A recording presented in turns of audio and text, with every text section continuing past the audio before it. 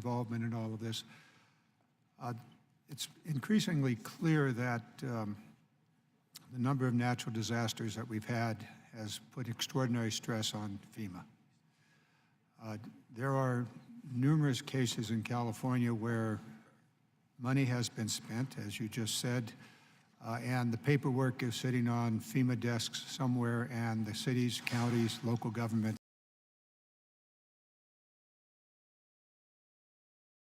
areas that have had these disasters, whether it's Paradise or Sonoma, Lake County, Calaveras County, Amador County, are small counties. They don't have the resources to finance the out-of-pocket costs that they have incurred. Bottom line is, you're sitting on paperwork.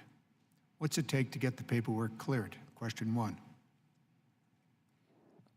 I don't think it's fair to say that we're sitting on the paperwork. I think that... Okay, it's on your desk. You're not sitting on it, it's on your desk. Sure. So if there's a specific example you'd like to give me, I'm happy to follow up on that specific request. Yes, I'll give you specific examples. A fellow behind you from Sonoma County, a fellow that I saw earlier today from Lake County, a supervisor in Calaveras County that I talked to on the phone 30 seconds ago or 3 minutes ago. All of them said, paperwork's been on your desk for more than a year and a half. Why is it still there? And again, I can't respond to that specific case, but please let me know so that I can address it. 4 different counties in California. Will you respond? I would appreciate you sharing with me. And I just did. I don't I'll have give it to you again in writing. Thank you. Congressman, thank you. Next question. Thank you. Not finished. Next question has to do with the creation of what can best be called a disaster industrial complex. Essentially, you're creating recreating or creating the military industrial complex. Major national corporations, some of them new, who handle the paperwork, who have the contracts, go into the local counties and bring in contractors and workers from 2,000 to 3,000 miles away to do work that is desperately needed and jobs that are desperately needed by the locals. Why are you building a disaster industrial complex? Why are you not using local contractors?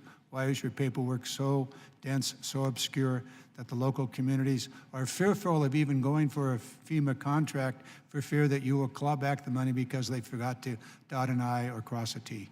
So the funding that we provide is to the state. The state then finds the subrecipients, meaning your local government. That's just not the case. That is not what is happening in these counties.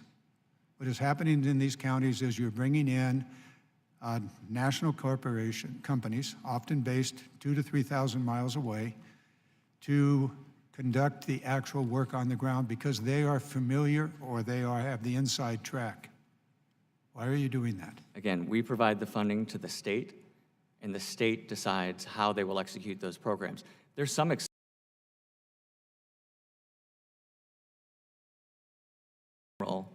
FEMA provides public assistance money to rebuild